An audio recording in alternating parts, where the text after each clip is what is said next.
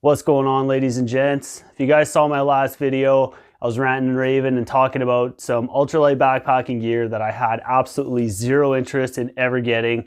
Well, surprise, surprise. Today we're flipping the script and we are going to talk about some ultralight backpacking gear that I absolutely do wish I could add to my backpacking gear loadout, as well as a couple pieces of gear that I wish I could add to my girl Wanda's backpacking gear loadout, because I do go with a semi-ultralight backpacking gear loadout for her as well. So let's talk about some ultralight backpacking gear I wish I did have. The first piece of gear we're going to talk about is a piece of gear that I actually tried to get at one point. When I first got my Osprey Exos 58 backpack, I was actually torn between getting the Exos 58 and the Optic 58 from Gregory. I honestly just could not find an Optic 58 or even an Optic 48 up here in Canada. They don't seem to be stocked anywhere, so I have actually never seen one in person.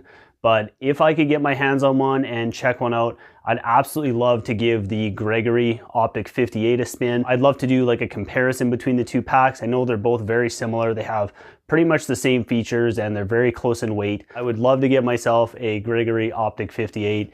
That would be one of the pieces of gear I'd absolutely love to add to my ultralight backpacking gear loadout. Now, as I mentioned, I was going to talk about some ultralight backpacking gear for my girl Wanda. And the first thing I would love to add to Wanda's backpacking gear loadout is getting her a set of DCF dog food bowls. We've been using the Fozzles bowls for her food and water dishes. Wish I could show them to you guys, but I honestly don't know who actually has them right now. I lent them out to one of my friends and I honestly don't remember which friend of mine currently has them. At some point, I would love to get Wanda a set of the DCF dog food bowls. Wouldn't really save her that much weight in her pack, but it would just be for the packability. The Fozzles bowls do pack down flat and they fit in her pack fairly well, but they're not really ideal. When I load the Fozzles bowls into her pack, obviously I unsnap them and have them flat, and they just kind of slide in and then fold over the top here. And it kind of works, but they don't really fit all that well. They're obviously not made to fit in a dog's backpack. I think a set of those DCF dog bowls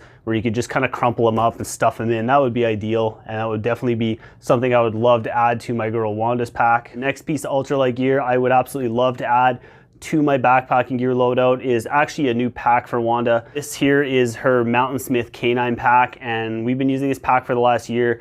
Absolutely freaking love it. This pack is awesome. But because this is my wish list of ultralight backpacking gear I wish I had, I would absolutely freaking love to get one of those custom-made Groundbird Gear dog packs. If you guys and gals are not aware of Groundbird Gear and their custom-made packs, these are the coolest freaking dog packs that I have personally ever seen anywhere. You basically do like a full measurement of your dog and you send the stats into them, and they custom build the pack from the ground up, built right around your dog's body size and the measurements that you send them. They are pretty pricey, so it's kind of one of those things. It is a fairly sizable investment, but hey, it's on my wish list. As we keep rolling through this list, we got two more pieces of gear we're gonna talk about, and these two pieces of gear basically rank number 1 and number 2 at the very top of the list for pieces of ultralight backpacking gear I wish I could add to my gear loadout. And we're gonna start off talking about a hammock. Now, this should surprise absolutely nobody, and it's pretty difficult for me to nail down just one hammock that I wish I could add to my gear list. There are so many amazing cottage vendors out there making custom hammocks now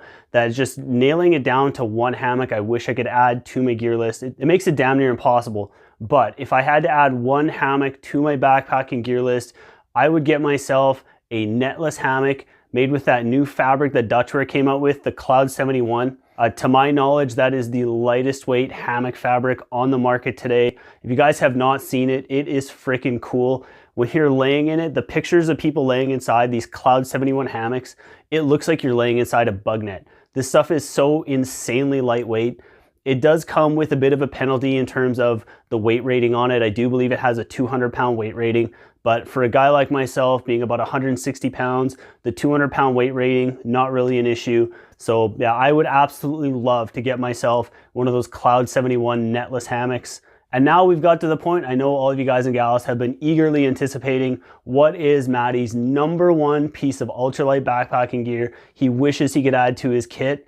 Now, before I get into this piece of gear, what I want you guys to do, quickly pause the video, drop down in the comments section, and let me know what you think is my number 1 most wanted piece of ultralight backpacking gear that I could add to my kit. Let me know in the comment section down below, what do you think it is? Seriously, pause the video, drop down in the comments, take your guess. I will sit here and wait for you.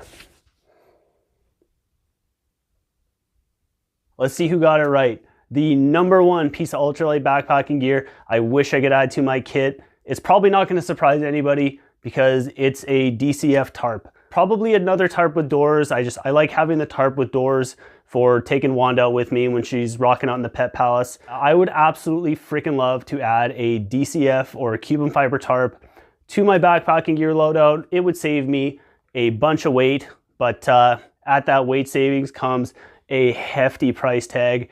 Now, you guys and gals down in the States who've bought the DCF tarps, you guys know the price on that stuff is pretty high, and it goes through the roof when you include shipping and exchange to get that stuff up here to Canada. Realistically, the chances of seeing me rocking out in a DCF tarp, unless Hammock Gear or Dutchware Gear or another one of these cottage manufacturers decides to absolutely love my face and send me one, the chances of me getting one at this point in time are pretty slim, but it is hands down the #1 item on my wish list.